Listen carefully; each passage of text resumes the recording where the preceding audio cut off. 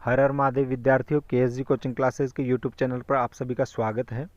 आज के इस वीडियो में पिछली शिक्षक भर्ती परीक्षाओं में आए हुए प्रश्नों का हम डिस्कशन करेंगे। इससे पहले मैं आप सभी को आपके द्वारा जो कमेंट बॉक्स में क्वेश्चन आए थे उन क्वेश्चनों के बारे में डिस्कस कर लेता हूँ। पहला जो क्वेश्चन है वो सावित्री ने पूछा है। सावित्री ने पहले वीडियो के अंदर एक प्रश्न पूछा है। वो प्रश्न उसने इस तरह से पूछा है कि सर, जो ये मनोविज्ञान के जनक हैं वो अरस्तु हैं और जननी है वो दर्शन शास्त्र है, ये बात सही है या नहीं है।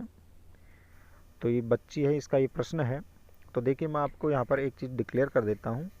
केलर नाम का जो मनोवैज्ञानिक है उसने एक पुस्तक लिखी है। उस पुस्तक के अंदर इन्होंने जो अरस्तु है, अरस्तु को इन्होंने मनोविज्ञान का जनक कहा है। लेकिन मैंने ये जो चीज़ है आपको वीडियो के अंदर नहीं बताई है।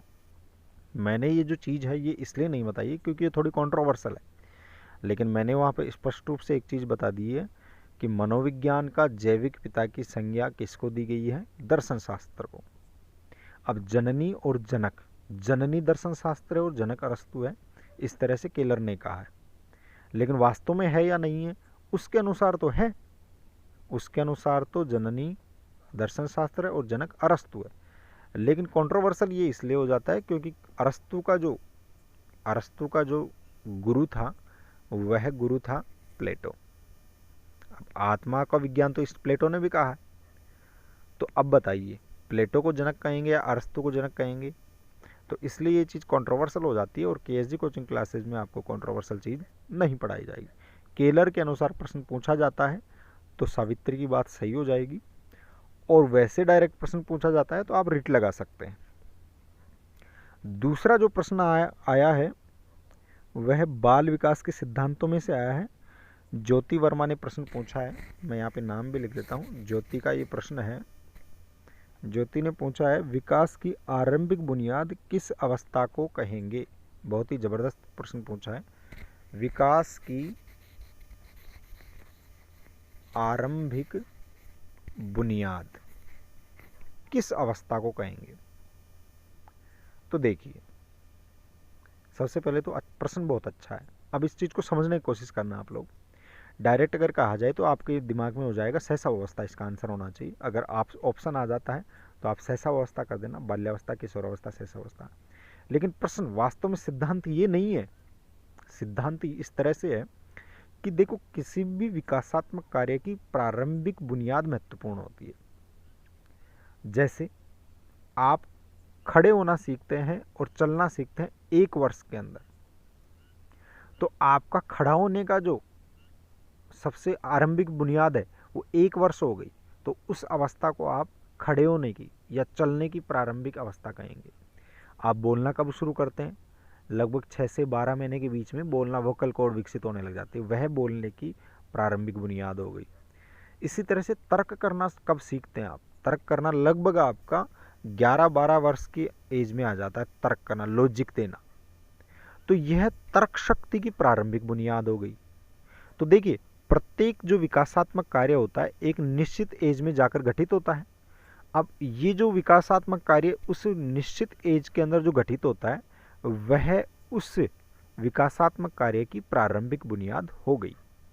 तो किस अवस्था को कहेंगे, ये प्रश्न पूर्णतया सही नहीं है या पूरा प्रश्न नहीं है उस सिद्धांत के लिए, मनोविज्ञान के सिद्धांतों के अनुसार। मुझे लगता है आपको ये चीज़ समझ में आ गई होगी ज्योति। अब देखिए, नेक्स्ट जो प्रश्न है वो प्रश्न पूछा है नवल किशोर ने। मैं यहाँ पे नाम लिख देता हूँ। नवल किशोर मुलोदिया ने प्रश्न पूछा है। नवल का प्रश्न था कि सर, आपने रोस के अनुसार बाल्यावस्था को मिथ्या परिपक्वता का काल बताते हुए मानसिक स्थिरता को ही महत्वपूर्ण विशेषता बताई है बाल्यावस्था की। शारीरिक और मानसिक स्थिरता दोनों नहीं हो सकती क्या? तो मैंने वहाँ पे बता भी दिया था। अब नवल आपको दोबारा से डिटेल से समझा देते हैं इस चीज़ को कि देखिए, मिथ्या परिपक्वता जिसको शूडो मैच्योरेशन कहते हैं और मानसिक स्थिरता दोनों अलग अलग चीज़ है। हालांकि रोस ने ये दोनों चीज़ें बताई थी, लेकिन ये दोनों ही चीज़ अलग अलग संदर्भ में पढ़ी जाती है। मिथ्या परिपक्वता का तात्पर्य ये है कि इस बाल्यावस्था के अंदर बालक परिपक्व सा महसूस होता है, इसलिए अब चूंकि वो परिपक्व होता नहीं है इसलिए इसे मिथ्या परिपक्वता कहते हैं। मुझे लगता है आपको मिथ्या परिपक्वता का मतलब समझ में आ गया होगा कि अर्थात परिपक्व नहीं होते हुए भी परिपक्व जैसा लगना, उसे कहते हैं मिथ्या परिपक्वता। जहाँ तक मानसिक स्थिरता मुख्य विशेषता बताई है, तो देखिए आपने कहा कि शारीरिक शारीरिक जो स्थिरता है वो होगी कि नहीं होगी, तो शारीरिक मानसिक संवेगात्मक सभी स्थिरताएं ले लेता है बालक। बाल्यकाल के अंदर सभी स्थिरताएं आ जाती हैं बालक के अंदर, तो ठहराव लिए हुए रहती है ये एज। स्पाइरल लो होता है, स्पाइरल लो के अकॉर्डिंग पहले सीधा न लंबवत न होके और वर्तुलाकार होता है। तो इसके अंदर क्या होता है, बालक जो शैशवावस्था के अंदर जो सीखता है उसको अपने अंदर रमाता है एक तरह से, इसलिए सभी जो पक्ष होते हैं वो स्थिरता लिए हुए रहते हैं। तो मुझे लगता है नवल आपको ये प्रश्न समझ में आ गया होगा। अगला जो प्रश्न है वो सावित्री के द्वारा पूछा गया है। सावित्री ने जो अगला प्रश्न पूछा है, वो प्रश्न इसने पूछा है वो बाल्यावस्था के अंदर से पूछा है। बाल्यावस्था की वीडियो के अंदर उन्होंने लिखा है कि सर जी सबसे अधिक सकारात्मक भाव बाल्यावस्था में होते हैं, लेकिन चोरी करना, झूठ बोलना, बहाने करना आदि नकारात्मक भाव भी तो इसी अवस्था में होते हैं। इनका कहने का मतलब ये होता है कि सकारात्मक और नकारात्मक दोनों भाव बाल्यावस्था में ज़्यादा होते हैं कि नहीं होते हैं। तो देखिए सावित्री, आपको थोड़ा सा यहाँ पर सही करना होगा अपनी इस चीज़ को। सकारात्मक भाव ही बाल्यावस्था में ज़्यादा होते हैं, लेकिन नकारात्मक मन का प्रारंभ हो जाता है। नकारात्मक मन अर्थात मन से बालक है वह नकारात्मक होना, जैसे चोरी करना बाल्यावस्था के अंदर सीखता है। चोरी करने का भाव उसके अंदर ज़्यादा नहीं होता है, चोरी करना वो सीखता है। भाव तो बाल की अवस्था में भी हो सकता है, चोर प्रोफेशनल चोर है वो किशोर अवस्था में बन सकता है, बाद की अवस्था में बन सकता है। तो भाव वहाँ पर ज़्यादा नहीं होता है, नकारात्मक और सकारात्मक दोनों भाव ज़्यादा नहीं होते हैं, सकारात्मक भाव ही ज़्यादा होते हैं। और नकारात्मक जो भाव होते हैं या नकारात्मक मन होता है उसका प्रारंभ हो जाता है शैशवावस्था में नहीं हो कि बाल्यावस्था के अंदर होता है। तो बाल्यावस्था के अंदर नकारात्मक मन का प्रारंभ हो जाता है। तो मुझे लगता है आपको ये चीज़ समझ में आ गई होगी। इसके अलावा भी बहुत से स्टूडेंट्स ने, जैसे अमित शर्मा ने कहा है कि सर करंट अफेयर्स की क्लास लगाओ, करंट अफेयर की क्लास भी लगाएंगे। लक्ष्मी ने कहा है कि सर क्वेश्चंस बताया करो, तो ये क्वेश्चंस की क्लास है। श्री राम ने बहुत सारे क्वेश्चन व्हाट्सएप पे भी पूछे हैं। इसके अलावा भी अर्जुन ने, राजेश ने, नीरज ने, रामस्वरूप ने, मनीष ने, इन सभी ने भी फ़ोन करके और प्रश्न पूछे हैं। आप सभी इसी तरह से फ़ोन करके या फिर व्हाट्सएप के माध्यम से भी प्रश्न पूछ सकते हैं, कमेंट बॉक्स में भी प्रश्न पूछ सकते हैं। अब देखिए आज की जो मुख्य जो प्रश्न हैं उनके बारे में अपन देखते हैं। पहला प्रश्न है वो आरटेट यहाँ पे गलत हो गया है, ये रीट के अंदर आया था। रीट की परीक्षा लगी थी 2016 के अंदर। इस 16 के अंदर 7 फरवरी 2016 वाले पेपर के अंदर ये प्रश्न आया था। वातावरण वह बाहरी शक्ति है जो हमें प्रभावित करती है। ये किसका स्टेटमेंट था? वुडवर्थ, रॉस, एनाथसी, इनमें से कोई नहीं। तो इसका राइट आंसर हो जाएगा बी। तो देखिए यहाँ पर डायरेक्ट आंसर आएगा। कोई स्टेटमेंट किस मनोवैज्ञानिक के द्वारा दिए जाते हैं, इसके अंदर कोई भी समझाने वाली चीज़ नहीं होती, ये चीज़ आपको याद ही करनी होगी। दूसरा प्रश्न आया है, वो प्रश्न आया है उसी पेपर के अंदर, रीट के अंदर। यहाँ पे भी आरटेट गलत प्रिंट हो गया, यहाँ पे रीट आएगा 7 फरवरी 2016। तर्क, जिज्ञासा और निरीक्षण शक्ति का विकास कब होता है? तो देखिए 7 वर्ष, 11 वर्ष, 9 वर्ष और 6 वर्ष। तो इसका राइट आंसर हो जाएगा 11 वर्ष। तो मैंने आपको जब बाल्यावस्था पढ़ाई थी तो बाल्यावस्था के अंदर आपको ये चीज़ ऐसे कैसे छपी हुई मिलेंगी, आपको देखना। तर्क शक्ति, निरीक्षण शक्ति और जिज्ञासा शक्ति। जिज्ञासा का मतलब मैं स्पेशली यहाँ पे बताता हूँ, क्रिया कार्यकारिणी कहेंगे इसको। कोई भी चीज़ है उसका कारण ढूंढता है बालक, तो जिज्ञासु हो जाता है। किसके अंदर? उत्तर बाल्यावस्था के अंदर। तो ये 11 वर्ष इसका सही आंसर हो जाएगा। नेक्स्ट होता है शारीरिक विकास का क्षेत्र है। सीधा प्रश्न पूछ दिया है, शारीरिक विकास का कौन सा फील्ड है? स्नायुमंडल, मांसपेशियों में वृद्धि, एंडोक्राइन ग्लैंड और ये सभी। तो इसका राइट आंसर हो जाएगा ये सभी। ये सारी की सारी शारीरिक विकास के क्षेत्र में आएंगे भाई। स्नायुमंडल का विकास होना, मांसपेशियाँ या फिर आपकी ये जो ग्लैंड है, ग्रंथि है, ये सारे के सारे आएंगे इसके अंदर। तो डी ऑप्शन इसका सही हो जाएगा, डी। नेक्स्ट क्वेश्चन नंबर 4 है, 7 फरवरी 2016, अर्थात 4 क्वेश्चन देखो आपको यूनिट फर्स्ट में से मिल गए हैं इस पेपर के अंदर। इस अवस्था में बालकों में नई खोज करने और घूमने की प्रवृत्ति अधिक बढ़ जाती है। कौन सी अवस्था है? शैशवावस्था, उत्तर बाल्यावस्था, किशोरावस्था, प्रौढ़ावस्था। तो वापस से क्रिया कार्यकारिणी, नई खोज करने का मतलब होता है वही क्रिया कार्यकारिणी, मैं बता दिया हूँ आपको। और घूमने की मैंने वहाँ पे लिखा हुआ है आपके नोट्स के अंदर, उत्तर बाल्यावस्था। इसका आंसर हो जाएगा बी। क्वेश्चन नंबर 5 है, ये प्रश्न भी उसी पेपर के अंदर, रीट के जो पेपर हैं, आरटेट ना आके यहाँ पे रीट आ जाएगा। रीट के अंदर 2016 के अंदर आया है। प्रश्न है, खालिस्तान की अवस्था तक बालक की दृष्टि एवं श्रवण इंद्रियां पूर्ण विकसित हो चुकी होती है। 3 अथवा 4, 6 अथवा 7, 8 अथवा 9 वर्ष, इनमें से कोई नहीं। तो बालक की देखने की क्षमता और सुनने की क्षमता पूर्ण रूप से कब विकसित हो जाती है? इनमें से कोई नहीं आना चाहिए। बालक तो जन्म से ही देख सकता है और सुन सकता है। तो ये आंसर आपका एकदम गलत हो जाएगा। जिन्होंने डी आंसर सोचा है वो गलत है। इसका राइट आंसर हो जाएगा ए। तो मैंने जब आपको शैशव अवस्था पढ़ाई थी, तो शैशव अवस्था के अंदर मैंने आपको बहुत अच्छे से पढ़ाई थी कि जो दृष्टि है वो जन्म के समय पूर्णतया विकसित नहीं होती है, बाद में जाके विकसित होती है। तो दृष्टि और श्रवण इंद्रियां हैं वो 3 अथवा 4 वर्ष के अंदर जाके और फिर पूर्णतया से विकसित होती हैं। बालक है वो जन्म से ही पूरी दृश्य क्षमता और सुनने की क्षमता ले रहे, हालांकि वो सुनता तो है, जन्म लेते ही सुन लेता है बालक, लेकिन सुनने की जो पूर्ण क्षमता है वह विकसित नहीं होती। तो और यहाँ पर शब्द भी यही दे रखा है, पूर्ण विकसित हो चुकी होती हैं। तो ये होती है 3 अथवा 4 वर्ष। तो इसका आंसर ए सही हो जाएगा आपका।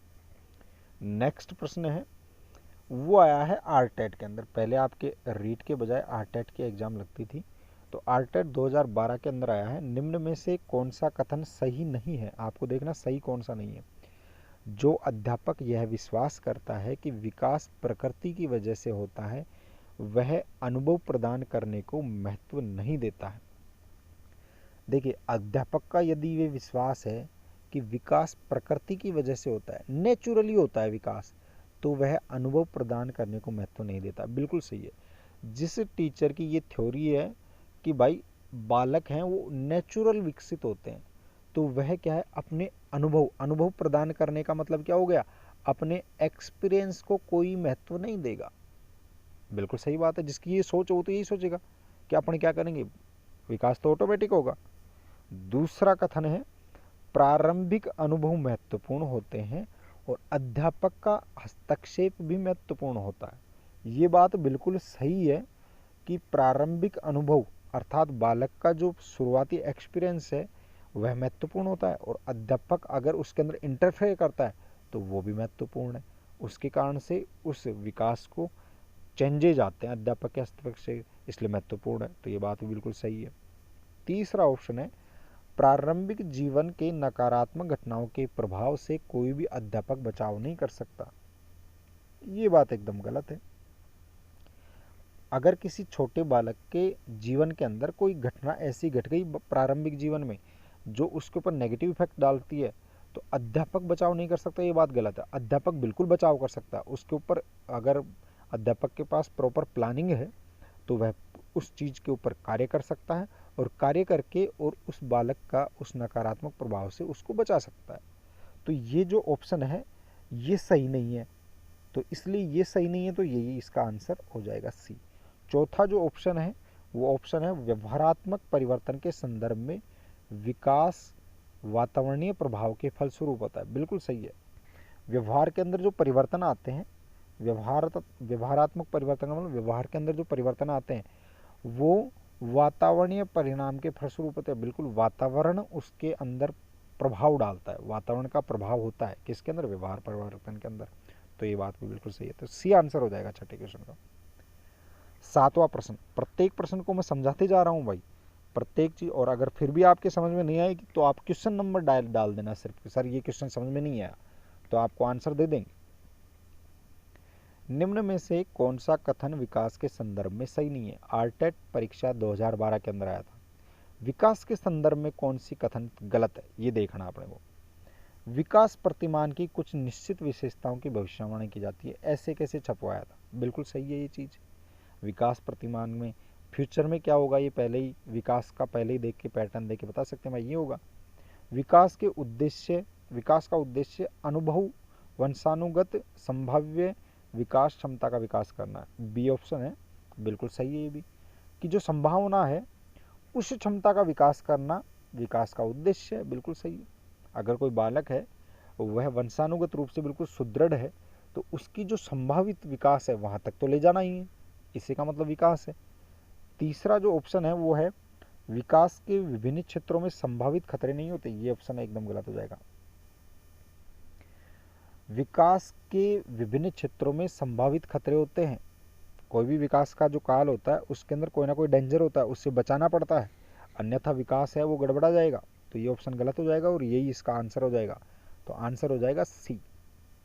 चौथा जो ऑप्शन है प्रारंभिक विकास बाद के विकास से अधिक महत्वपूर्ण है, बिल्कुल सही बात है। प्रारंभिक विकास है वह बाद के विकास से भी महत्वपूर्ण है। अगर बाद के विकास के अंदर आप फोकस करते हैं और प्रारंभ में आपने फोकस नहीं किया तो बिल्कुल भी पार नहीं पड़ेगी। अगर आपने बालक को पहाड़े नहीं सिखाए हैं और आप गुणा करना सिखाना चाहते हैं तो आप ज़बरदस्ती उसके ऊपर प्रेशर डाल दें, आपको कोई भी सफलता हासिल नहीं होने वाली है। क्वेश्चन नंबर 8, दल या गैंग का सदस्य होने से सामाजिकरण उत्तर बाल्यावस्था में बेहतर होता है। निम्न में से कौन सा कथन इस विचार के विपरीत है? विचार क्या है? विचार ये कह रहा है कि दल या गैंग का सदस्य होने से सामाजिकरण उत्तर बाल्यावस्था में ज़्यादा अच्छा होता है। तो देखिए पहला जो ऑप्शन है वो है वयस्कों पर निर्भर न होकर सीखता है, बिल्कुल सही है। दल के अंदर चला गया तो दल उसको सिखाता है, अर्थात अपने परिवार के जो वयस्क हैं उनको पर निर्भर होकर नहीं सीखता है, वह टोली के अंदर अपने तरह के जो बच्चे होते हैं उन्हीं से सीखता है। दूसरा है जिम्मेदारियों को निभाना सीखता है, बिल्कुल टोली के अंदर वो जिम्मेदारियों को निभाना भी सीखता है। अपने समूह के प्रति वफादार होना सीखता है, बिल्कुल ये भी सही है। छोटी छोटी बातों पर झगड़ा करते हुए अपने गैंग के सदस्यों से झगड़ा मोल लेता है, ये बात भी बिल्कुल सही है। अब क्या होगा इसका आंसर? तो देखिए ये डी ऑप्शन सही हो जाएगा। छोटी छोटी बातों पर झगड़ा करते हुए अपने गैंग के सदस्यों से झगड़ा मोल लेता है, ये बात तो सही है, लेकिन दल या गैंग का सदस्य होने से सामाजिकरण अच्छा होता है। सामाजिकरण अच्छा होता है। अब ये बताइए कि ये सामाजिकरण की चीज़ है कि नहीं है? बिल्कुल है। अगर आप समाज में जाएंगे तो उनसे लड़ना भी सीखेंगे, लेकिन ये जो चीज़ है ये इस विचार के विपरीत है। विचार का मतलब क्या होता है, अब यहाँ पे मैं थोड़ा सा डिटेल में समझा देता हूँ। बहुत से माता पिता होते हैं वो बाल्यावस्था के अंदर अपने बालक होते हैं बाल्यावस्था के, उनको टोली के अंदर जाने नहीं देते, विशेषकर आजकल के पढ़े लिखे माता पिता। उनकी एक ही शिकायत होती है कि ये जाता है और लड़के आता है, आपके बच्चे और हमारे बच्चे के बीच में झगड़ा होता है, तो वो रोक देते हैं उस चीज़ को। वो वास्तव में बालक के झगड़ों को नहीं रोक रहे हैं, वो वास्तव में बालक की सामाजिकरण को रोक देते हैं, वो उसको सोशल नहीं होने देते। फिर वो उसके अंदर सामाजिकरण की जो भावना है, सामाजिकरण के गुण हैं, वो विकसित नहीं हो पाते। तो इसलिए ये जो कोई भी कहता है कि छोटी छोटी बातों पर झगड़ा लेता है, यह उसकी सामाजिकरण के विचार के विपरीत है, इसलिए डी ऑप्शन एकदम सही हो जाएगा। बहुत ही अच्छा प्रश्न था ये, आप इसको स्क्रीनशॉट ले सकते हैं, बाद के लिए भी बहुत ही अच्छा प्रश्न है। इस तरह से घुमा के पूछा जाता है। जो लोग ये कह रहे थे, बहुत सी लड़कियों ने भी ये कहा था कि सर प्रश्न किस तरह से आता है, तो इस तरह से थोड़ा सा घुमा के बता देता है। बात सही है लेकिन इस विचार के विपरीत है। क्वेश्चन नंबर 9 नेक्स्ट 9 नंबर का प्रश्न है, उसमें है 9 वर्ष के बालक की नैतिक तर्कना आधारित होती है। बहुत ही जबरदस्त है। नैतिक तर्कना का जो प्रश्न है वो कोहलबर्ग के सिद्धांत से आता है। तो आरटेट 2012 के अंदर ये प्रश्न पूछा गया था। तो नैतिक तर्कना आधारित होती है 9 वर्ष के बालक की। ऑप्शन ए पढ़ते हैं अपन, किसी कार्य के भौतिक परिणाम उसकी अच्छाई या बुराई को निर्धारित करते हैं। किसी कार्य का सही होना इस बात पर निर्भर करता है कि उससे व्यक्ति की अपनी आवश्यकता पूर्ति होती है। नियमों का पालन करने के बदले कुछ लाभ मिलना चाहिए।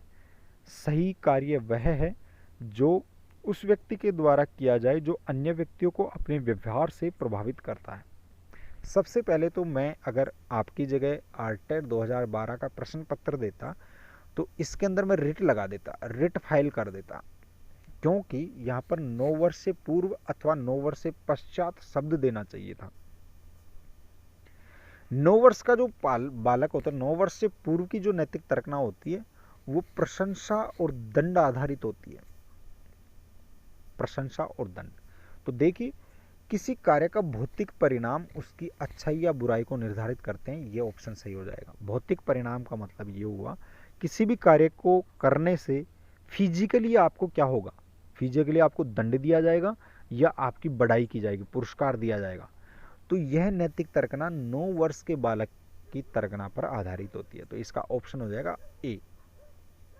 अब देखिए, जो अन्य प्रश्न भी दिए, अन्य ऑप्शन भी दिए हैं, ये इससे मिलते जुलते हैं, लेकिन डायरेक्ट जो आंसर निकल रहा है वो ये निकल रहा है। अन्य जो आप ऑप्शन है वो भी लगभग लगभग मिलते जुलते ही हैं ये इससे, लेकिन आप देख लिए कितना डिफरेंस, छोटा सा डिफरेंस है।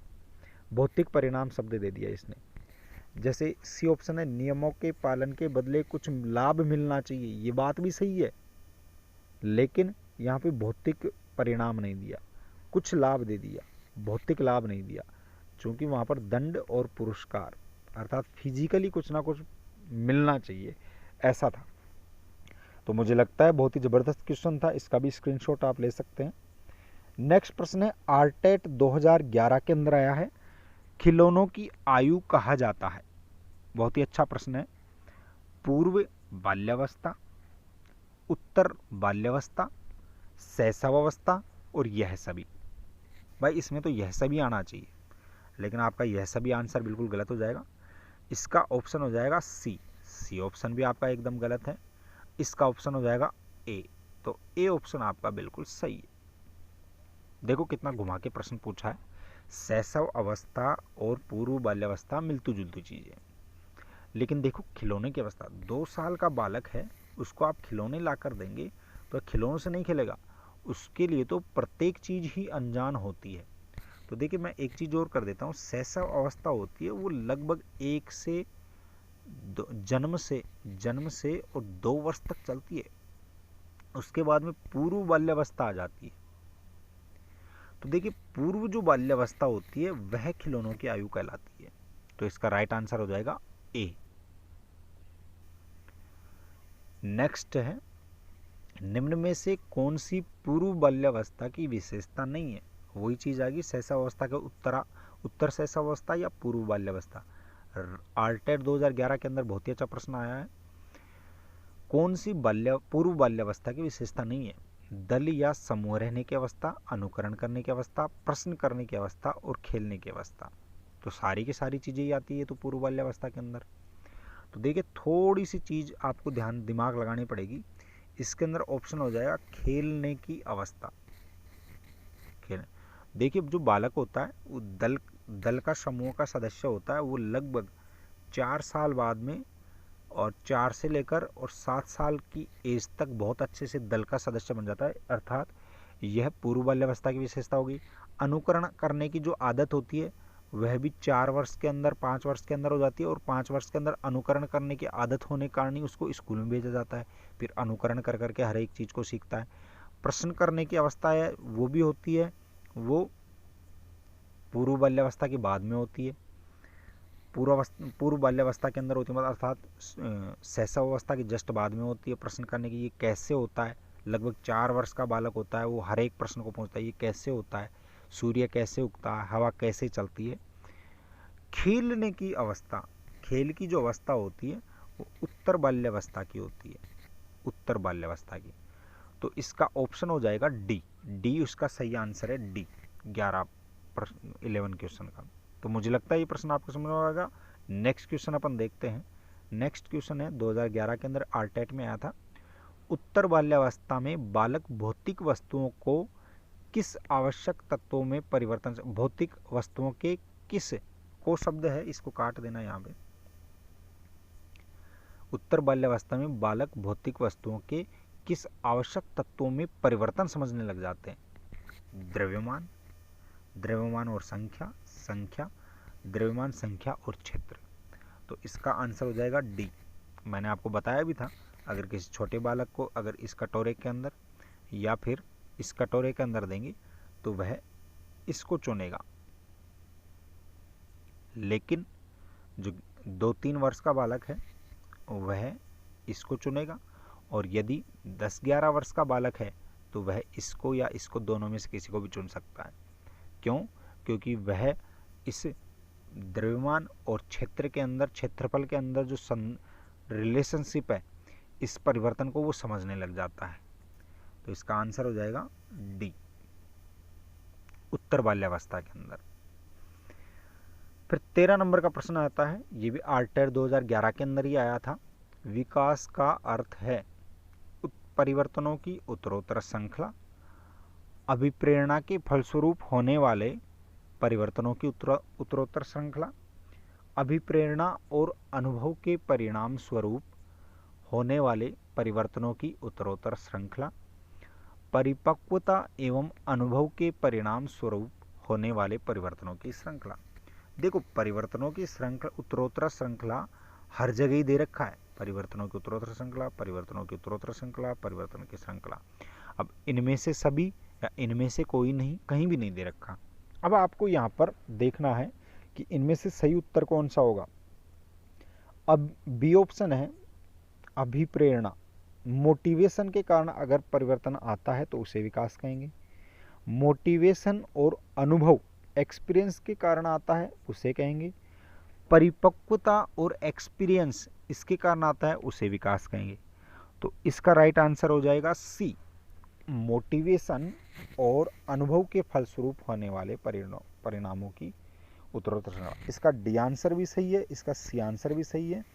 तो अगर आपने रिट लगाई होगी तो डी आंसर को भी सही माना जाएगा, सी को भी सही माना जाएगा। तो मैं यहाँ पे लिख देता हूँ, बिल्कुल बेझिझक होकर रखना, सी और डी दोनों आंसर हो जाएंगे। अगर रिट लगी होगी तो इसको डिलीट कर दिया होगा। तो मुझे लगता है आपको समझ में आ गया होगा। इस तरह का जो प्रश्न है उनको देने से बचना चाहिए। नेक्स्ट प्रश्न देखते हैं, क्वेश्चन नंबर 14। विकास के संदर्भ में निम्न में से कौन सा कथन सत्य नहीं है। विकास की प्रत्येक अवस्था में अपने खतरे हैं, बिल्कुल सही बात है। विकास उकसाने या बढ़ावा देने से नहीं होता है। विकास सांस्कृतिक परिवर्तनों से प्रभावित होता है। विकास की प्रत्येक अवस्था की अपनी विशेषताएं होती हैं। देखिए, बहुत ज़बरदस्त प्रश्न है, सिंपल ही, ज़्यादा हार्ड नहीं है। आरटेट के अंदर 2011 के अंदर आया था। विकास के बारे में आरटेट में खूब क्वेश्चन आए थे पहली यूनिट के अंदर से। अगर आप पहली यूनिट ही पढ़ जाते तो आरटेट क्लियर। विकास की प्रत्येक अवस्था के अंदर अपने खतरे होते हैं, बिल्कुल सही बात है। विकास उकसावा या बढ़ावा देने से नहीं होता, ये गलत बात है। उकसावा का मतलब होता है कि जैसे कोई बालक है, बालक अगर कोई शब्द बोलता है, जैसे उस बालक जब बोलना सीखता है तो अचानक उसके मुंह से निकल जाता है बा, तो बा शब्द सुनते ही अपन उसको उकसाते हैं, बा, तो फिर वो बोलता है बा, तो उसको अपन उकसाते रहते हैं और फिर वो विकास करता रहता है अपना। इसी तरह से बालक अगर चलना सीखता है तो पहला कदम उठाते ही अपन लोग उसके ऊपर बिल्कुल इस तरह से बात करते हैं जैसे तो उसने बहुत अच्छा कार्य कर दिया है, इसलिए वह फिर मोटिवेट होता है और फिर वो आगे चलता रहता है। तो बढ़ावा देने से विकास नहीं होता है, ये बात एकदम गलत है। तो ये ऑप्शन हो जाएगा आपका बी ऑप्शन इसका राइट आंसर हो जाएगा। कौन सा कथन सत्य नहीं है, तो यह कथन सत्य नहीं है। बढ़ावा देने से विकास होता है, उकसावा देने से भी विकास होता है। विकास सांस्कृतिक परिवर्तनों से प्रभावित होता है, बिल्कुल सांस्कृतिक विकास से रिलेटेड है। विकास की प्रत्येक अवस्था की अपनी विशेषताएं होती है, बिल्कुल सही है, प्रत्येक अवस्था की अपनी विशेषताएं होती हैं। क्वेश्चन नंबर 15, ये भी आरटेट 2011 की परीक्षा के अंदर आया था। निम्न में से कौन सा विकासात्मक कार्य उत्तर बाल्यावस्था में के उपयुक्त नहीं है। ऑप्शन ए है, सामान्य खेलों के लिए आवश्यक शारीरिक क्षमताएं व कुशलताएं सीखना। उत्तर बाल्यावस्था की चीजें पूछ रहा है भाई आपकी। पुरुषोचित या स्त्रियोचित सामाजिक भूमिकाओं को प्राप्त करना। सी, व्यक्तिक आत्मनिर्भरता को प्राप्त करना। डी, अपने हम उम्र के बालकों के साथ रहना सीखना। तो देखिए, उत्तर बाल्य अवस्था के अंदर क्या चीज नहीं होती। सामान्य खेलों के लिए आवश्यक शारीरिक क्षमताएं, बिल्कुल शारीरिक क्षमताओं और कुशलताओं को सीखता है उत्तर बाल्यावस्था के अंदर 11 बार। यहाँ पर जो बालक की बात की जाती है उत्तर बाल्यावस्था के अंदर 9 से और 12 वर्ष तक के बालक की बात की जा रही है। वह शारीरिक क्षमताएं और कुशलताएं प्राप्त करना सीखता है, बिल्कुल पुरुषोचित एवं स्त्रियोचित सामाजिक भूमिकाओं को प्राप्त कर लेता है। तो ये ऑप्शन यहाँ पर गलत हो जाएगा। पुरुषोचित और स्त्रियोचित सामाजिक भूमिकाओं को प्राप्त करना बालक किशोर अवस्था में सीखता है। ये प्रश्न आपके फर्स्ट ग्रेड में पूछा जा सकता है। पुरुषोचित एवं स्त्रियोचित सामाजिक भूमिकाओं को बालक कब प्राप्त करता है? किशोर अवस्था इसका आंसर हो जाएगा। तो ये नहीं होता, ये उपयुक्त नहीं है, तो आंसर भी इसका हो जाएगा बी। नेक्स्ट ऑप्शन भी अपन देखते हैं, व्यक्तिक आत्मनिर्भरता को प्राप्त करना। तो उत्तर बाल्यावस्था के अंदर ये आत्मनिर्भरता को भी प्राप्त कर लेते हैं। अपने हम उम्र बालकों के साथ रहना, ये भी इसकी एक विशेषता होती है। तो कौन सी उपयुक्त नहीं है? ऑप्शन बी आंसर हो जाएगा इसका बी। आरटेड 2011 के अंदर आया था। नेक्स्ट क्वेश्चन 16, ये भी आरटेड 2011 के अंदर प्रश्न पूछा गया था। सामान्य परिपक्वन से पहले प्रशिक्षित करना प्राय, मतलब परिपक्वता से पहले ही ट्रेनिंग दे रही है, मैच्योरेशन से पहले ट्रेनिंग, इसके बारे में प्रश्न पूछा है। ए सामान्य कौशलों के निष्पादन के संदर्भ में बहुत लाभकारी होता है, कुल मिलाकर हानिकारक होता है, दीर्घकालिक दृष्टि से लाभकारी होता है, लाभकारी है या हानिकारक, यह इस बात पर निर्भर करता है कि प्रशिक्षण में किस प्रकार की विधि का प्रयोग किया जाता है। अगर किसी बालक को, पर प्रश्न क्या है? प्रश्न ये है, अगर किसी बालक को मैच्योर होने से पहले ही ट्रेंड कर दिया जाए तो क्या होगा? पहला ऑप्शन कह रहा है कि यह लाभकारी होगा, दूसरा हानिकारक होगा, तीसरा लॉन्ग रूप से देखें तो लाभकारी होगा, और डी ऑप्शन कह रहा है लाभकारी है या हानिकारक है। ये इस बात पर निर्भर करता है कि ट्रेनिंग किस विधि से दे रहे हैं। तो इसका राइट आंसर हो जाएगा डी। बहुत ही ज़बरदस्त क्वेश्चन है, और आपको ध्यान भी रखना है ये चीज़ कि देखिए मैच्योरेशन से पहले प्रशिक्षित करना चाहिए अथवा नहीं। इसका मतलब ये कहा गया है कि औपचारिक शिक्षा के पहले अनौपचारिक शिक्षा भी मिलनी चाहिए कि नहीं मिलनी चाहिए। अर्थात पहली कक्षा में बिठाने से पहले उसको नर्सरी में भी पढ़ाना चाहिए कि नहीं पढ़ाना चाहिए। कोई भी चीज़ है वह मैच्योरेशन से पहले करनी चाहिए कि नहीं करनी चाहिए। तो देखिए करनी चाहिए या नहीं करनी चाहिए, दोनों ही बात गलत हो जाएंगी। लेकिन कोई ये कहे कि भाई इस तरह से करो कि वह उससे लाभ मिले अपने को, तो देखिए अगर आप किसी बालक को ट्रेंड कर रहे हैं मैच्योरेशन से पहले, तो आपकी प्रशिक्षण की विधि है वो उसको लाभकारी भी बना सकती है और हानिकारक भी। अर्थात अगर आप किसी बालक को विद्यालय में जाने से पूर्व ही सिखा रहे हैं तो पूरी तरह से प्रोफेशनल न होकर और कच्चे रूप से उसको सिखा दी। लेकिन अगर आपने 5 वर्ष से बालक से पूर्व ही उसको पूरी तरह से प्रेशराइज करके आप लिखना या पढ़ना सिखा रहे हैं तो वो गलत है।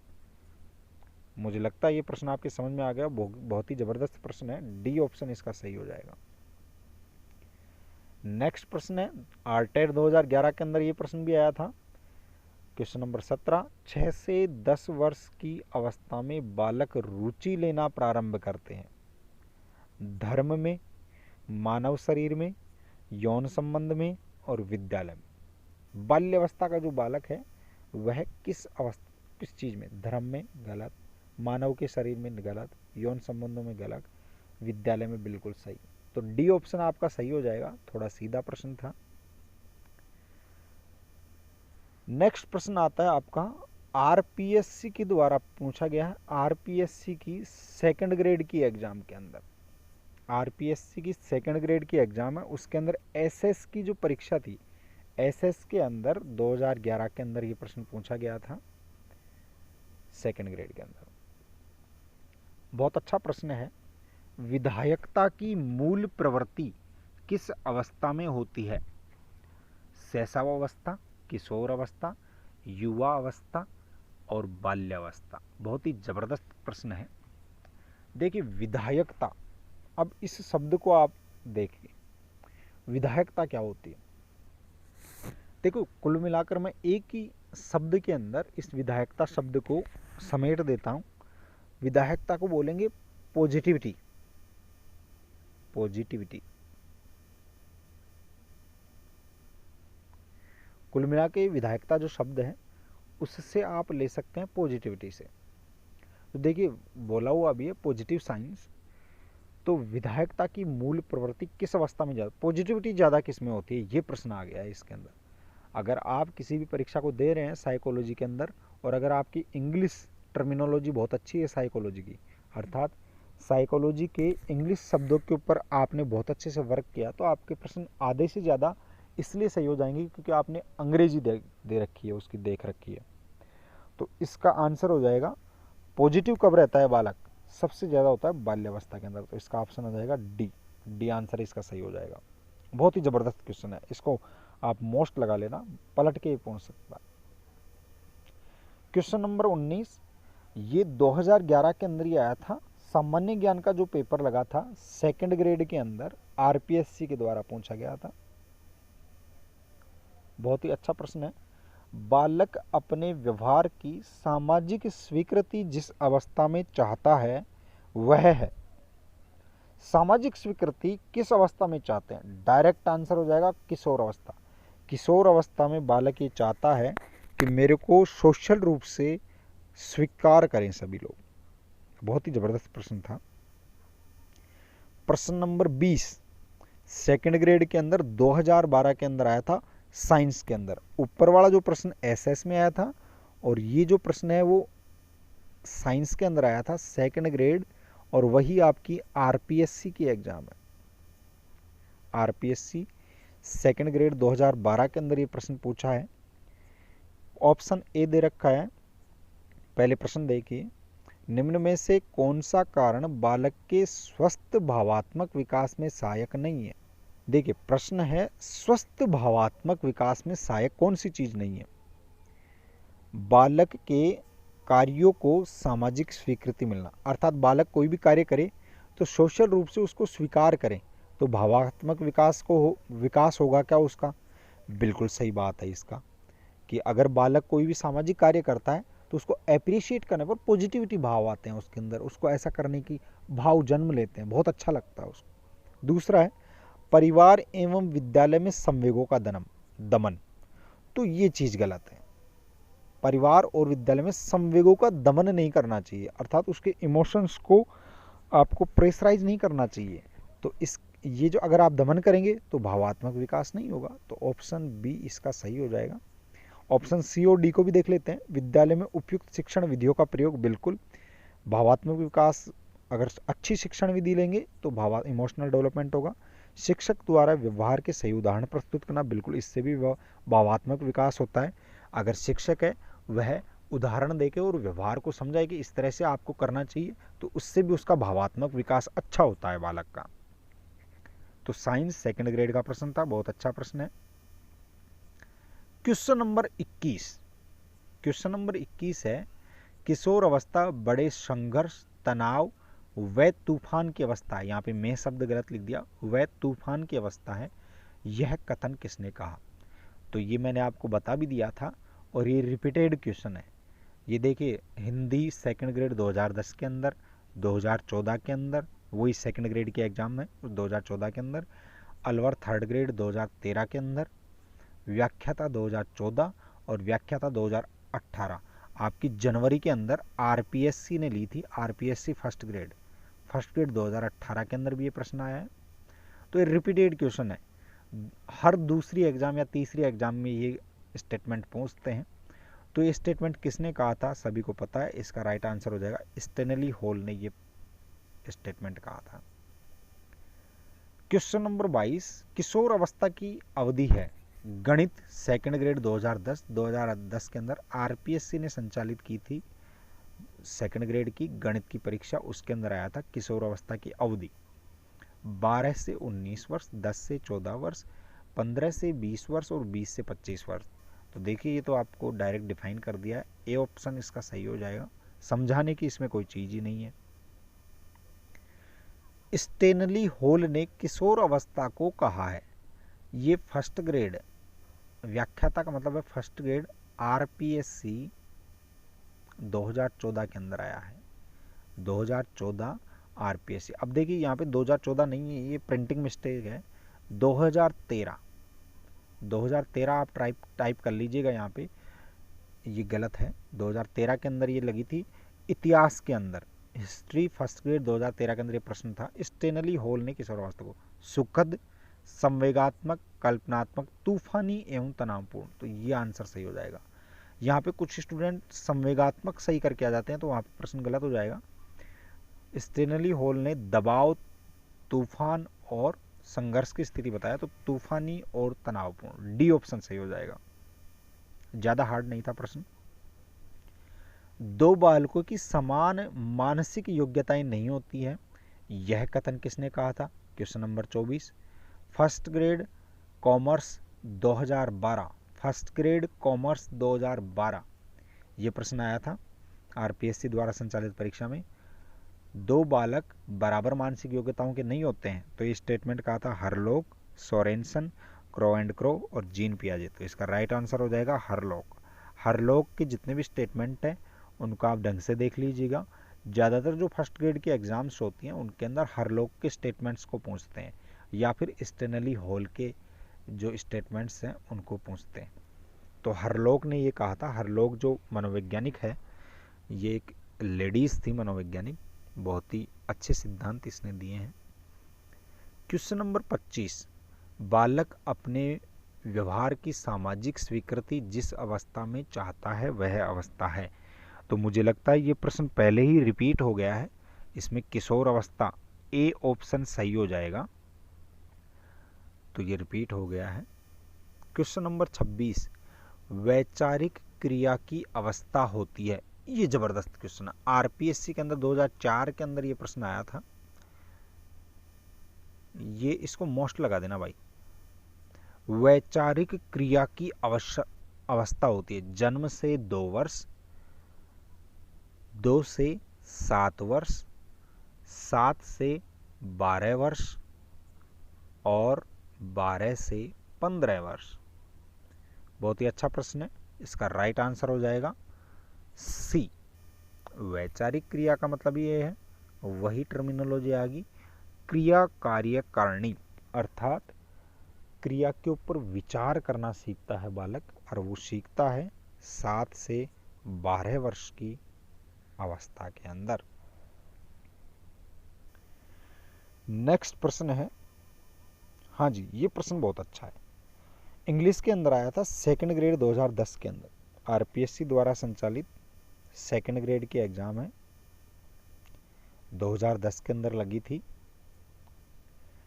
वाटसन के अनुसार 6 सप्ताह में सीखने की सीमा और तीव्रता विकास और किसी भी विकास की और शब्द नहीं आएगा यहाँ पे। वाटसन के अनुसार 6 सप्ताह में सीखने की सीमा और तीव्रता विकास की किसी भी अवस्था की तुलना में अधिक होती है। इस कथन को ध्यान में रखकर शैशव अवस्था में शिक्षा के आयोजन हेतु निम्न में से कौन सी क्रिया निषेध होनी चाहिए? वाटसन ने कहा है कि 6 सप्ताह का बालक सबसे ज़्यादा तीव्रता से सीखता है, और यह जीवन में इतना तीव्रता से सीखता है जितना जीवन में कभी इतनी तीव्रता से नहीं सीखता है। तो इस स्टेटमेंट को देखते हुए निम्न में से अपने को क्या नहीं करना चाहिए? अब देखिए, पहला है आत्मनिर्भरता का विकास, दूसरा है जिज्ञासा की संतुष्टि, तीसरा है मूल प्रवृत्तियों का दमन, चौथा है क्रिया द्वारा सीखना। तो देखिए बहुत ही जबरदस्त चीज है, मूल प्रवृत्तियों का दमन यहाँ पे ऑप्शन हो जाएगा, ये नहीं करना चाहिए अपने को। देखिए 6 सप्ताह का बालक है, 6 सप्ताह का बालक का मतलब ये होता है कि अब देख लीजिए कितना होगा, 4 सप्ताह का 1 माह, यहाँ पे 6 सप्ताह न हो के मेरे हिसाब से यहाँ पे 6 माह होना चाहिए। देखिए मैं यहाँ पे लिख देता हूँ, 6 सप्ताह न हो के 6 माह होना चाहिए। अगर ये 6 माह नहीं है, मैं यहाँ पे रिपीट कर देता हूँ, अगर ये 6 माह नहीं है तो ये डिलीट कर दिया गया होगा आरपीएससी के द्वारा, या अदरवाइज यहाँ पे 6 माह होगा। अब यहाँ पे ऑप्शन सही हो जाएगा सी, मूल प्रवृत्तियों का दमन। अर्थात बालक के जो इमोशंस हैं उनका अपने को दमन नहीं करना चाहिए, क्योंकि वह सीख रहा होता है। सीखते टाइम आत्मनिर्भरता का विकास भी करना चाहिए, जिज्ञासा की संतुष्टि भी करनी चाहिए, मूल प्रवृत्तियों का दमन नहीं करना चाहिए और क्रिया द्वारा सिखाना भी चाहिए, खुद करके सीखना चाहिए बालक को। नेक्स्ट प्रश्न है, किस आयु काल में मानसिक विकास अपने उच्चतम स्तर पर पहुंच जाता है? फर्स्ट ग्रेड कॉमर्स 2012 के अंदर ये प्रश्न पूछा गया था। 10 से 15 वर्ष, 15 से 20 वर्ष, 20 से 25 वर्ष और 5 से 10 वर्ष। तो थोड़ा सीधा प्रश्न ही दे दिया, इसके अंदर बी ऑप्शन सही हो जाएगा। किशोर अवस्था की अंतिम अवस्था होती है, उसके अंदर उच्चतम स्तर पर मानसिक विकास हो जाता है। बुद्धि का जो अधिकतम विकास है वह उत्तर किशोर अवस्था के अंदर पूर्ण हो जाता है। ऑप्शन नंबर इसका बी सही हो जाएगा 28। 29 क्वेश्चन, किशोर अवस्था में सामाजिक विकास पर जिसका प्रभाव नहीं पड़ता है वह निम्न में से कौन सी है? सामाजिक विकास पर किशोर अवस्था में पूछा है। फर्स्ट ग्रेड कॉमर्स 2012 के अंदर आया था। रुचियां, आवश्यकताएं, असुरक्षा और अभिवृत्ति। तो देखिए यहां पर शब्द दिया है वह है सामाजिक विकास। तो सामाजिक विकास पर निम्न में से किसका प्रभाव नहीं पड़ता? रुचियां, बिल्कुल रुचियों के अनुसार ही सामाजिक विकास होगा। वह उन सामाजिक गतिविधियों में भाग लेगा जो उसकी रुचि की होंगी। आवश्यकताएं, बिल्कुल अपने आप को एक्सप्रेस करेगा, ऐसी ऐसी अपनी जो नीड होंगी उनको देखते हुए वह सामाजिक विकास करेगा। असुरक्षा, ये गलत हो जाएगा, तो इसका ऑप्शन भी यही होगा सी। असुरक्षा जो होती है उसका सामाजिक विकास पर प्रभाव नहीं पड़ता है। डी है अभिवृत्ति, एप्टीट्यूड। आपका एटीट्यूड या एप्टीट्यूड जो है उसका भी सामाजिक विकास के ऊपर प्रभाव पड़ता है। जिसका नहीं पड़ता है वह है असुरक्षा की जो भावना होती है उसका आपके इमोशनल डेवलपमेंट पर प्रभाव पड़ता है। बहुत ही अच्छा प्रश्न था। क्वेश्चन नंबर 30, किशोर अवस्था की मुख्य विशेषता निम्न में से है? बहुत ही अच्छा प्रश्न है, डायरेक्ट प्रश्न पूछ लिया किशोर अवस्था की विशेषता। तो किशोर अवस्था की जो विशेषता है वहां से आप देख सकते हैं, मैंने आपको पढ़ा दिया था। कॉमर्स 2012 में पूछा है आत्मगौरव, रचनात्मकता, सामाजिक प्रवृत्ति और आत्मचेतना। तो मुख्य विशेषता कौन सी है? तो इसकी मुख्य विशेषता डायरेक्ट आ जाएगी आत्मगौरव की भावना, वीर पूजा की भावना, ये सारी की सारी रहती हैं। वो आपकी कब रहती हैं? किशोर अवस्था के अंदर रहती हैं। नेक्स्ट क्वेश्चन 31, जिस प्रक्रिया में मानव व्यक्ति मानव के लिए परस्पर निर्भर होकर व्यवहार करना सीख जाते हैं वह प्रक्रिया कहलाती है। अर्थात व्यक्ति होते हैं मानव के लिए निर्भर होकर, एक दूसरे पर डिपेंड होकर और फिर व्यवहार करते हैं, तो यह प्रक्रिया क्या कहलाती है? सामाजिकरण, भाषा विकास, व्यक्तिगत मूल्य और सामाजिक परिपक्वता। तो इस प्रक्रिया को क्या कहेंगे? बहुत ही अच्छा प्रश्न है। देखिए भाषा विकास क्या, परस्पर निर्भर होकर ही आप सीख सकते हैं। व्यक्तिगत मूल्य परस्पर निर्भर होकर सीखते हैं क्या? सामाजिक परिपक्वता परस्पर निर्भर होकर सीखते हैं क्या? तो ये जो प्रश्न हो जाएगा इसका ऑप्शन हो जाएगा ए, सामाजिकरण। सामाजिकरण वह प्रक्रिया है जिसके अंदर व्यक्ति होता है मानव के लिए परस्पर निर्भर होकर और अपना व्यवहार करना सीखता है। ये फर्स्ट ग्रेड कॉमर्स के अंदर आया था। नेक्स्ट प्रश्न है वही फर्स्ट ग्रेड कॉमर्स 2012 में, किशोर अवस्था एक नया जन्म है, इसमें उच्चतर और श्रेष्ठ मानव विशेषताओं का जन्म होता है। यह कथन देने वाले मनोवैज्ञानिक कौन हैं? John and Simpson, गैसले, Stanley hall और गॉडफ्रे। तो ज़्यादातर परीक्षाओं में मैंने कह दिया है फर्स्ट ग्रेड की परीक्षा आएंगी तो स्टेनली हॉल लगा दिया करो। डायरेक्ट है, स्टेटमेंट में आपको कोई चीज़ समझाने की आवश्यकता नहीं है। नेक्स्ट प्रश्न है किशोर अवस्था आदर्शों के निर्माण की अवस्था है, सिद्धांतों की निर्माण की अवस्था है, साथ ही जीवन का सामान्य समायोजन है। यह परिभाषा देने वाले कौन है? तो यह आरपीएससी फर्स्ट ग्रेड गणित में आया था ये प्रश्न 2012 के अंदर। बहुत ही अच्छा प्रश्न है। हेडो रिपोर्ट, जीन पियाजे, फेडरिक ट्रेसी और ई ए पील। तो इसका राइट आंसर है जीन पियाजे। आदर्शों का निर्माण या सिद्धांतों का निर्माण काल है वो जीन पियाजे ने बताया था किशोर अवस्था को। नेक्स्ट है क्वेश्चन नंबर 34। एक शिक्षक शिक्षार्थी के मानसिक विकास का ज्ञान प्राप्त करके जिसकी योजना नहीं बना सकता वह है। जबरदस्त प्रश्न है ये, मोस्ट लगा लो इसको। शिक्षक है वो शिक्षार्थी अर्थात बालक के मानसिक विकास का ज्ञान प्राप्त करता है और वह ज्ञान प्राप्त करके और जिसकी योजना नहीं बना सकता। पाठ्यक्रम की योजना बना सकता है, बिल्कुल। मानसिक मेंटल डेवलपमेंट कितना हो चुका है बच्चा, उसी के अनुसार पाठ्यक्रम की वो निर्माण करेगा, योजना बनाएगा। शिक्षण विद्या, बिल्कुल इसकी भी जो योजना है शिक्षक वह मानसिक विकास के अनुसार बनाएगा। विषय वस्तु का चयन, बिल्कुल ये भी बच्चे के मानसिक विकास के अनुसार ही कौन सी कंटेंट, विषय वस्तु का मतलब होता है कंटेंट पढ़ाएगा। शारीरिक विकास, तो ये बात हो गई। बालक है, टीचर है, वो मानसिक विकास को देख के और शारीरिक विकास की योजना नहीं बना सकता। तो इसका राइट आंसर हो जाएगा डी। नेक्स्ट प्रश्न है फिजिक्स के अंदर आया था, फर्स्ट ग्रेड फिजिक्स 2012 के अंदर 35 क्वेश्चन। मानसिक विकास का संबंध नहीं है। ए, शिक्षार्थी की का वजन और ऊंचाई, स्मृति का विकास, तर्क और निर्णय, अवबोध की क्षमता। तो डायरेक्ट प्रश्न पूछ लिया मानसिक विकास का ए। वजन और ऊंचाई से कोई लेना देना नहीं है। स्मृति विकास, तर्क, निर्णय क्षमता, अवबोध क्षमता, ये सारी की सारी जो चीजें हैं वो मानसिक विकास से संबंधित है बाकी। तो ए ऑप्शन सही हो जाएगा। किशोरों को नहीं दिया जाना चाहिए, फिजिक्स 2012 के अंदर, वही ये भी फर्स्ट ग्रेड के अंदर आया था, आरपीएससी फर्स्ट ग्रेड। किशोरों को नहीं दिया जाना चाहिए अभिप्रेरणा, सहानुभूति, लालच और जिम्मेदारी उठाने का अवसर। थोड़ा इजी प्रश्न पूछ दिया आरपीएससी ने, ऑप्शन सी सही हो जाएगा। किशोरों को लालच नहीं देना चाहिए, अभिप्रेरणा मोटिवेशन भी देना चाहिए, सहानुभूति भी उनके साथ रखनी चाहिए, उनको अपनी जिम्मेदारी उठाने का अवसर भी देना चाहिए, लेकिन लालच नहीं देना चाहिए।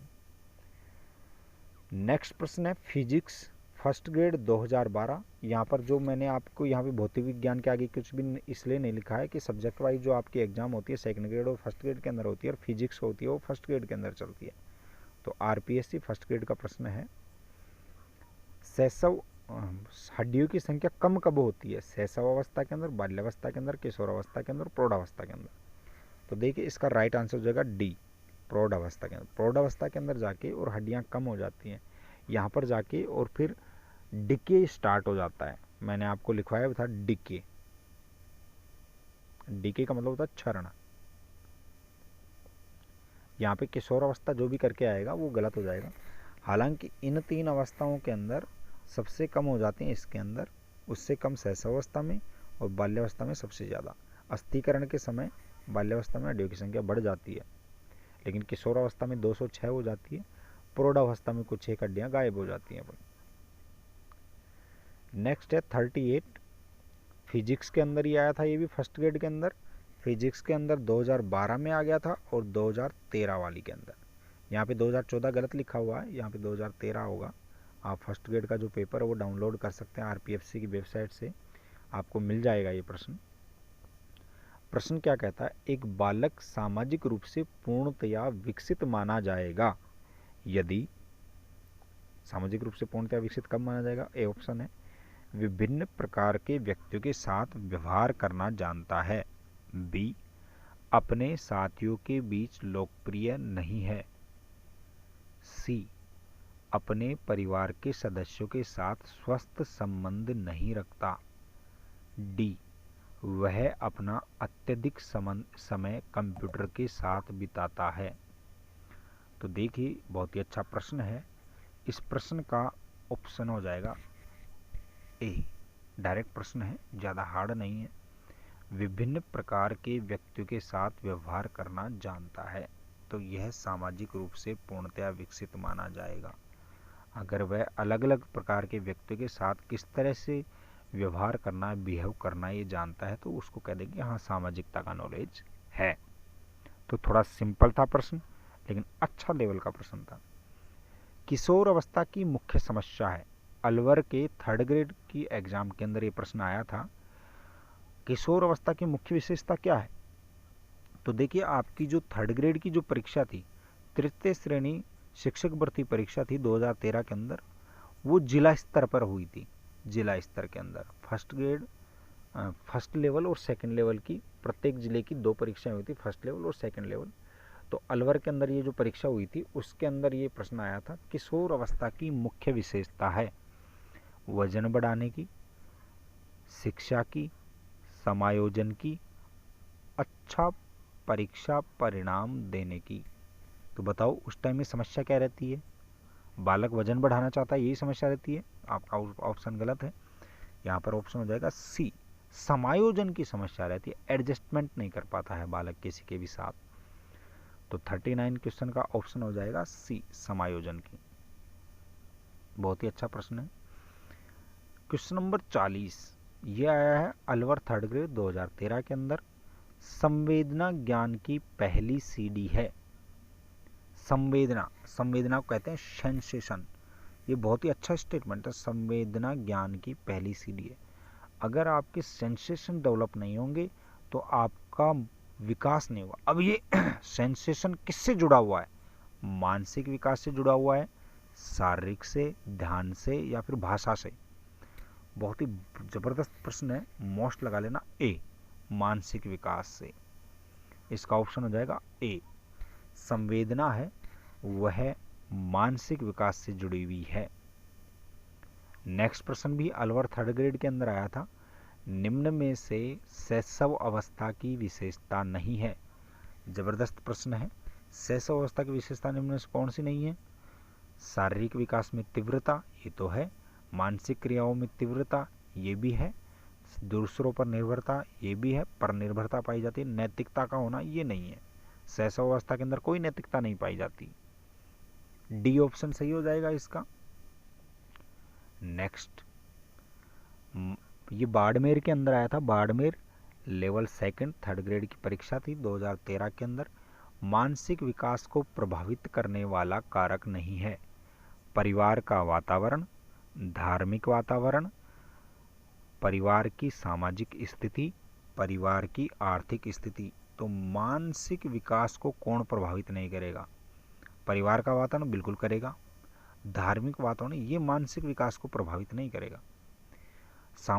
परिवार की सामाजिक स्थिति ये भी मेंटल डेवलपमेंट को प्रभावित करता है, और परिवार की आर्थिक स्थिति ये भी मेंटल डेवलपमेंट को। तो यहाँ पर ऑप्शन हो जाएगा धार्मिक वातावरण। ये बहुत ही ज़बरदस्त प्रश्न है, इसको मोस्ट लगा लेना। बहुत सिंसियरली पढ़ने पर ये प्रश्न उत्तर दे सकते हैं आप।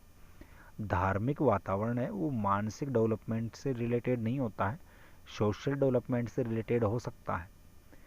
तो मानसिक विकास को प्रभावित करता है परिवार का वातावरण, सामाजिक और आर्थिक स्थिति। नेक्स्ट चीज है, बालक के भाषा विकास में मुख्य योगदान देने वाली संस्था है। इस प्रश्न को भी आप मोस्ट लगा सकते हो। बाड़मेर की वही 3rd ग्रेड एग्जाम 2013 के अंदर आया था। भाषा विकास में मुख्य योगदान देने वाली संस्था परिवार, विद्यालय, जनसंचार माध्यम और पत्र पत्रिकाएं। तो इसमें विद्यालय हो जाएगा, तो एकदम गलत आंसर है विद्यालय। इसका प्रश्न हो जाएगा ए। सबसे ज्यादा मुख्य योगदान भाषा विकास में होता है वो परिवार का होता है। नेक्स्ट प्रश्न है 44, ये भीलवाड़ा के अंदर आया था। निम्न में से कौन सा भाषा के विकास को प्रभावित नहीं करता है। 2nd लेवल की एग्जाम थी, उसके अंदर आया था। कौन सा भाषा के विकास को प्रभावित नहीं करता है। परिपक्वता भाषा विकास को प्रभावित करता है क्या, अभिप्रेरणा करता है क्या, स्वास्थ्य करता है क्या, लंबाई तथा वजन, इनमें से कौन सा ऐसा है जो कि आपकी भाषा विकास को प्रभावित नहीं करता है। बहुत ही जबरदस्त प्रश्न है।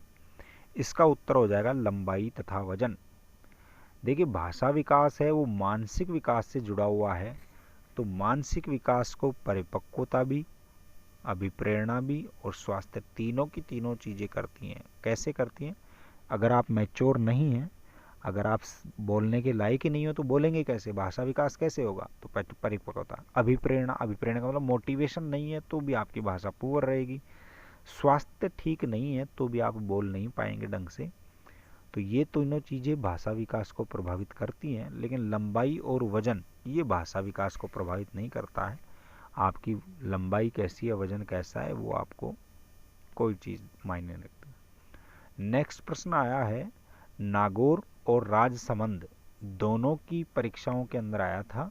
नागौर जिले के अंदर और राजसमंद जिले के अंदर जो 3rd ग्रेड की एग्ज़ाम लगी थी 2013 के अंदर, उसमें दोनों में पूछा गया था, बाल अध्ययन के पिता किसे कहा जाता है? बाल अध्ययन के पिता किसे कहा जाता है? अब यहाँ पे ऑप्शन तो देने चाहिए थे, वो मनोवैज्ञानिकों के नाम देने चाहिए थे, लेकिन यहाँ पे मनोवैज्ञानिकों के नाम न देकर उन्होंने संप्रदायों के नाम या स्कूल्स के नाम दे दिया इन्होंने। पहला उन्होंने ऑप्शन दिया है व्यवहारवाद, दूसरा ऑप्शन इन्होंने दिया है प्रकार्यवाद, तीसरा ऑप्शन दिया है मनोविश्लेषणवाद और चौथा ऑप्शन दिया है संरचनावाद। तो यहाँ पर बाल अध्ययन का पिता व्यवहारवाद को ऑप्शन चला जाएगा। ज़्यादातर बच्चे हैं उनका प्रश्न ये सही हुआ होगा, क्योंकि व्यवहार का मनोविज्ञान है और बाल अध्ययन तभी किया जा सकता है जब व्यवहार का अध्ययन किया जाए। ये प्रश्न भी ज़बरदस्त है, हालांकि अभी तक इसको पढ़ाया नहीं है मैंने। क्वेश्चन नंबर 46, किसने मूलभूत विश्वास बनाम अविश्वास को विकास के प्रथम अवस्था के प्रतिरूप को प्रस्तावित किया था? तो वैसे तो मैंने एक लाइन लिख के इस चीज़ को समझा दी थी, आप नोट्स में देख लेना। एरिक एरिक्सन के साइको एनालिसिस मनोसामाजिक सिद्धांत के अनुसार मूलभूत विश्वास बनाम अविश्वास ये विकास की प्रथम अवस्था है। मनोसामाजिक सिद्धांत अलग से पढ़ाया जाएगा, यहाँ से प्रश्न आते हैं 1st ग्रेड के 2nd ग्रेड के अंदर। मनोसामाजिक ये एरिक एरिक्सन ने दिया था, इसका राइट आंसर हो जाएगा एरिक्सन। धौलपुर के अंदर 3rd ग्रेड शिक्षक भर्ती परीक्षा थी 2013 की, उसके अंदर ये प्रश्न पूछा गया था। तो मूलभूत विश्वास बनाम अविश्वास एरिक एरिक्सन, डी ऑप्शन सही हो जाएगा। क्वेश्चन नंबर 47, किसने यह दावा किया कि सभी भाषाओं में होने वाले कुछ सार्वभौमिक गुण जन्मजात होते हैं? ऑप्शन ए है स्किनर, बी अल्बर्ट बंडूरा, सी नॉम चॉम्स्की और डी ई.सी. टॉलमैन। बहुत ही अच्छा प्रश्न है, हालांकि इतना डीप में जाके पूछता नहीं है, लेकिन भाषा विकास से संबंधित है। और चूंकि जो आपकी 3rd ग्रेड भर्ती परीक्षा है उसके अंदर 3rd ग्रेड कहूँ या रीट कहूँ, उसके अंदर चिंतन टॉपिक को शामिल किया गया है। और चिंतन जो टॉपिक होता है वह भाषा विकास से संबंधित होता है, चिंतन टॉपिक को अलग से लिया जाएगा। तो भाषा विकास के अंदर इसलिए ये प्रश्न पूछा गया था, इसका राइट आंसर हो जाएगा नॉम चॉम्स्की। भाषा विकास के अंदर तो इन्होंने ये दावा किया गया था कि सभी भाषाओं में होने वाले कुछ सार्वभौमिक गुण जन्मजात होते हैं। भाई कुछ यूनिवर्सल गुण होते हैं वो नोचरी ऑन बर्थ होते हैं, तो नॉम चॉम्स्की ने ये कहा था। क्वेश्चन नंबर 48, बालक के निम्न में से कौन सा सामाजिक संपर्क का स्रोत सबसे प्रारंभिक और सबसे अधिक चलने वाला होता है? बीकानेर की लेवल 2nd की जो 2013 की एग्ज़ाम थी उस परीक्षा में दिया था ये शिक्षक, परिवार, सहकारी और मित्र। बालक का ये सारी की सारी सामाजिक संस्थाएं हैं, तो सामाजिक संपर्क का स्रोत सबसे प्रारंभिक कौन सा है और सबसे अधिक, जो सबसे पहले सामाजिकरण कहाँ होता है, सामाजिक संपर्क कहाँ होता है और सबसे ज़्यादा टाइम तक कब चलता है? तो इसमें मित्र होना चाहिए, मित्र पहले बनाता है, तो आपका ऑप्शन एकदम गलत हो जाएगा। इसका राइट आंसर हो जाएगा बी परिवार। सामाजिक संपर्क होता है उसका स्रोत, सबसे प्रारंभिक स्रोत होता है वो परिवार होता है, और परिवार के साथ ही बालक सबसे लंबे समय तक साथ चलता है। तो ऑप्शन हो जाएगा बी। नेक्स्ट प्रश्न है 49, पूर्णतः प्रकार्यशील व्यक्ति का संप्रत्यय किसने दिया था? ये जो शब्द है संप्रत्यय, उसकी अंग्रेजी होती है कॉन्सेप्ट। संप्रत्यय जो शब्द होता है उसकी अंग्रेजी होती है कॉन्सेप्ट। पूर्णतः प्रकार्यशील, प्रकार्यशील, प्रकार्यवाद जो है उसकी अंग्रेजी होती है फंक्शनलिज्म। तो पूरी तरह से फंक्शनली जो कॉन्सेप्ट है, व्यक्ति की जो कॉन्सेप्ट है, वो निम्न में से किस मनोवैज्ञानिक ने नहीं दी थी? निम्न में से कौन सा था? तो देखिए, Carl Rogers, Sigmund Freud, Francis Galton और इवान पावलोव। तो इसका राइट आंसर हो जाएगा कार्ल रोजर्स। नेक्स्ट प्रश्न, ये चूरू में आया था 2013 के अंदर। नेक्स्ट क्वेश्चन है 50, किशोर अवस्था में पहचान संकट का संप्रत्यय किसने दिया था? यह भी प्रश्न आपको बता दिया गया है, किशोर अवस्था में मैंने पढ़ा दिया था, एरिक एरिक्सन। वही मनोसामाजिक सिद्धांत आ जाएगा, मनोसामाजिक सिद्धांत, एरिक एरिक्सन का मनोसामाजिक सिद्धांत। बहुत जल्दी इसको आपको पढ़ा भी देंगे। तो इसका ऑप्शन हो जाएगा Erik Erikson, option number A. तो आज के इस वीडियो में अपन 50 प्रश्न पढ़ते हैं, बहुत प्रश्न हो गए हैं।